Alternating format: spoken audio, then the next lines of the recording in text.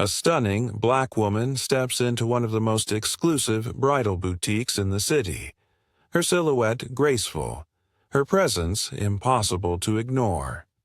She walks with quiet confidence, elegance etched into every step, but before she can even admire the rows of shimmering gowns, a store employee cuts across the room. "Can I help you?" the woman asks, though her tone holds no warmth, just suspicion. Within moments, that suspicion turns into outright hostility. "This area is for clients," she says, pointing toward the door.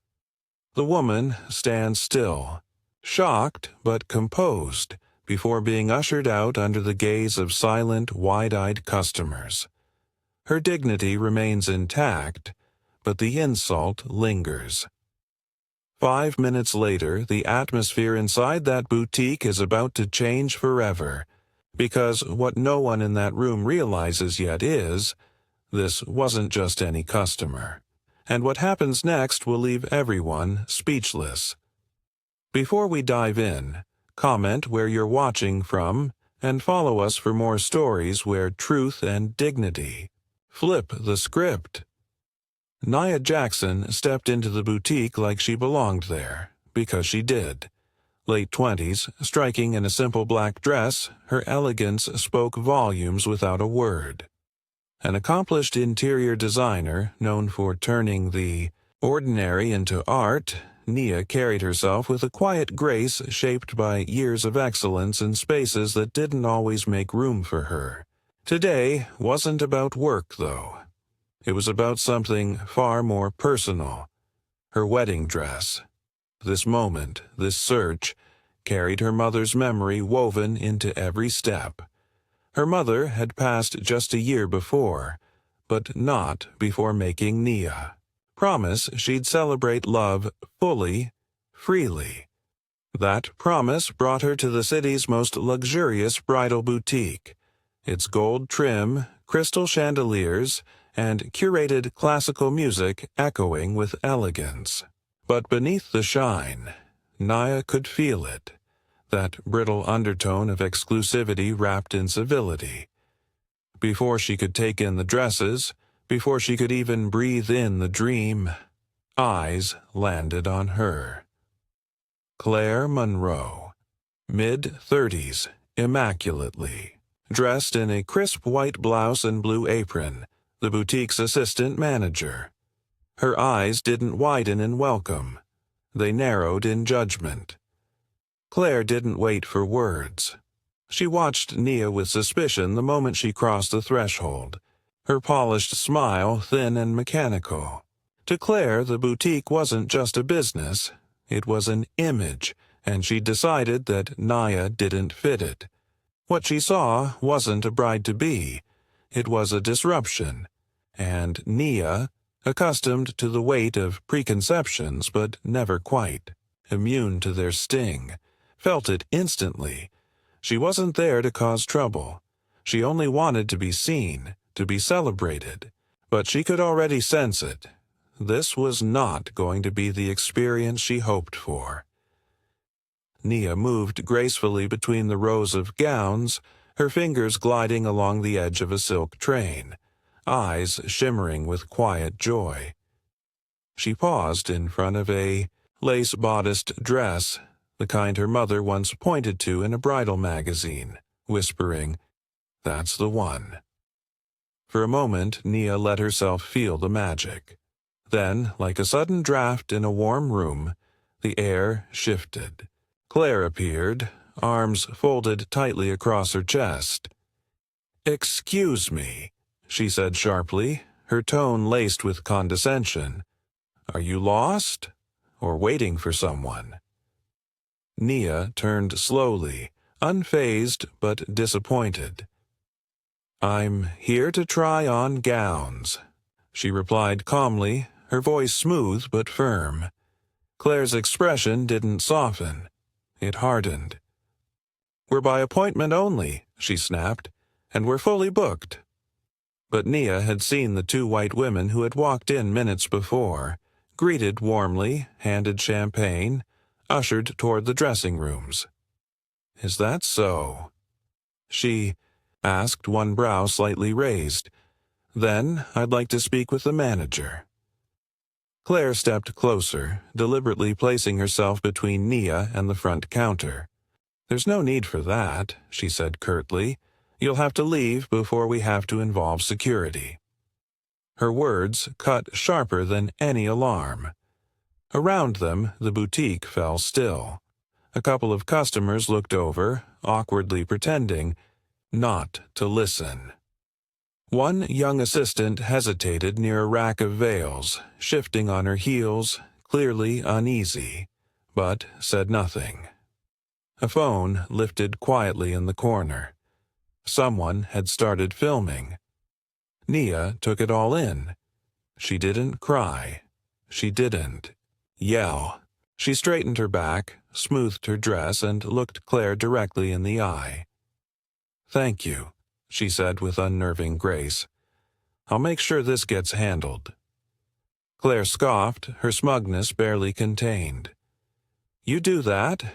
she muttered, already turning her back. She didn't know that the woman she'd just humiliated wasn't just another customer, and she had no idea what was coming next. 5 minutes passed. Just 5. The boutique had returned to its curated quiet, the soft hum of violins filling the space as if nothing had happened. Claire stood behind the front counter, smug and satisfied, straightening perfume bottles and smoothing guest cards. But then the door flew open with a sudden burst that cut through the artificial calm like broken glass.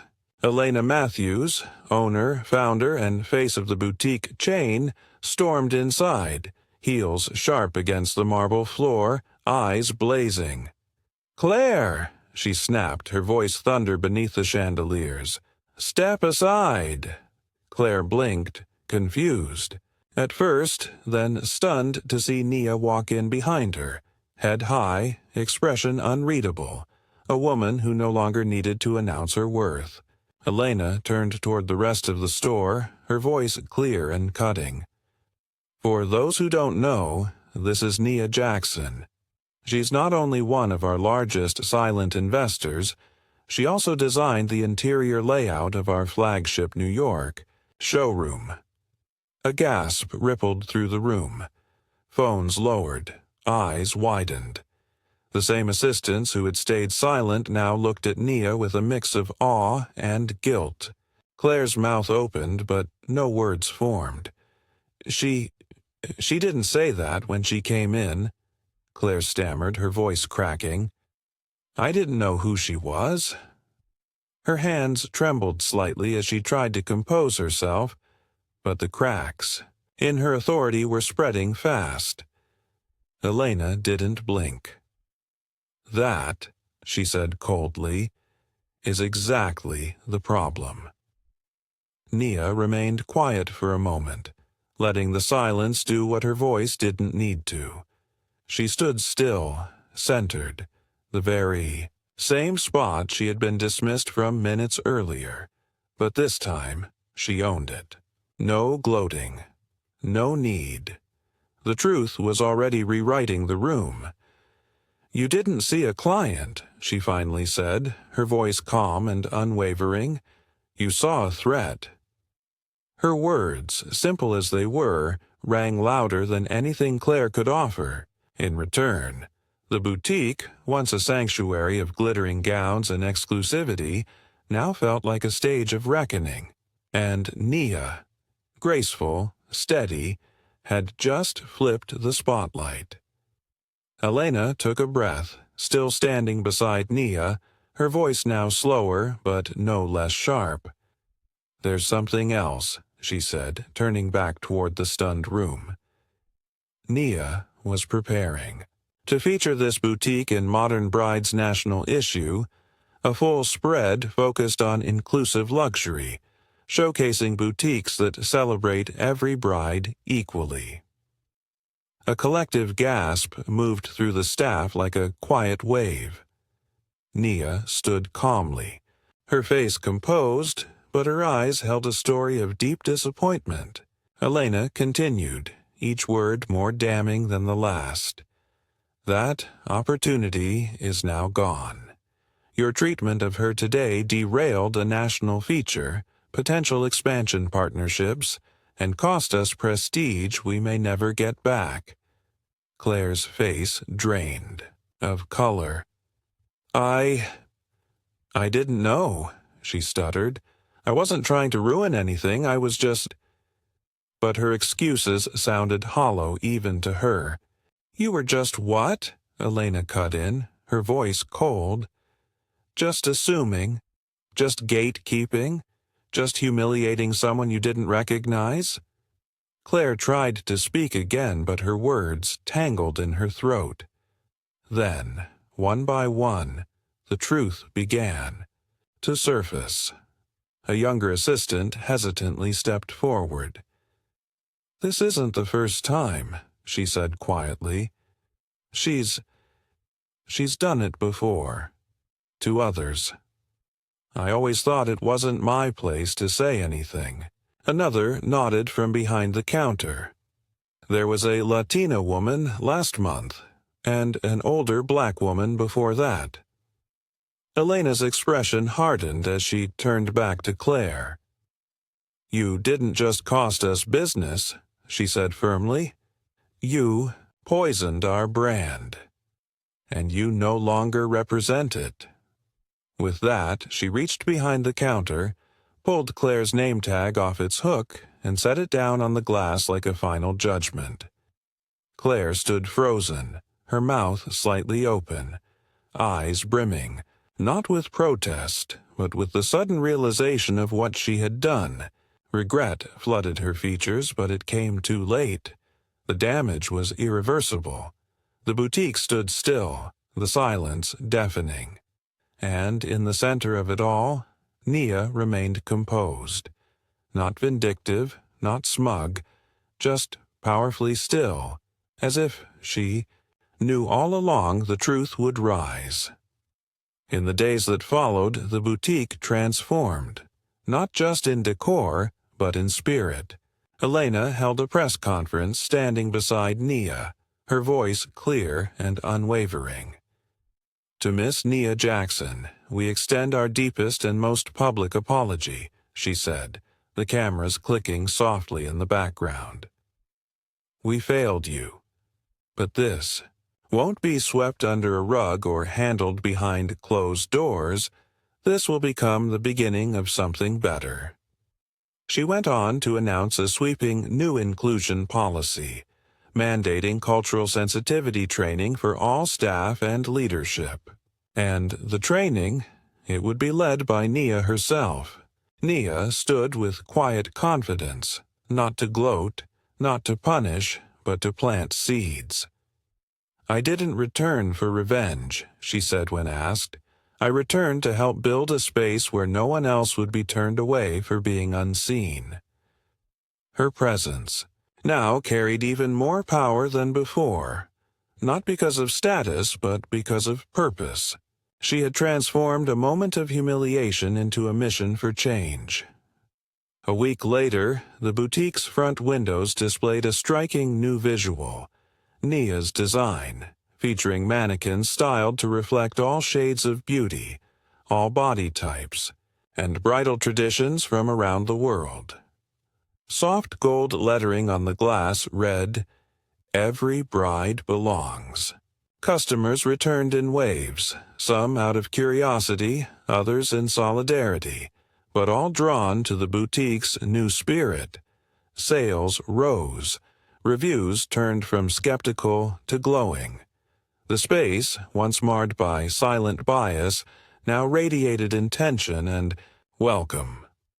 One afternoon, as the sun dipped low and cast a warm glow across the sidewalk, a familiar figure passed by the boutique.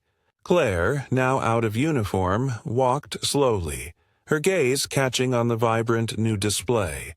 She paused for a moment, her reflection framed next to the words she had once stood against.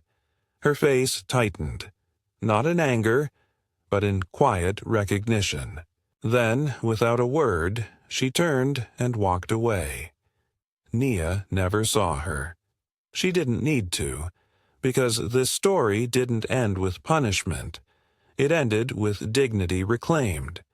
And the message was clear. When grace is dismissed, justice doesn't come with rage. It arrives in heels and silence, stronger, wiser, and ready to reshape the room. Nia's story isn't just about a dress or a boutique. It's about the quiet battles fought every day in places where appearance decides worth. It's about how perception still shapes access, how assumptions still lock doors, and how dignity, when held firmly, can shatter them. She didn't need to raise her voice, she simply stood tall, and the world adjusted around her. Have you ever been misjudged for how you look?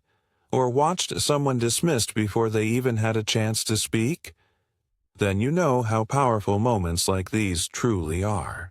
If this story moved you, share it with someone who believes respect should never be a luxury. Let it remind them that grace has the final word, and justice often walks in quietly, but leaves a lasting imprint.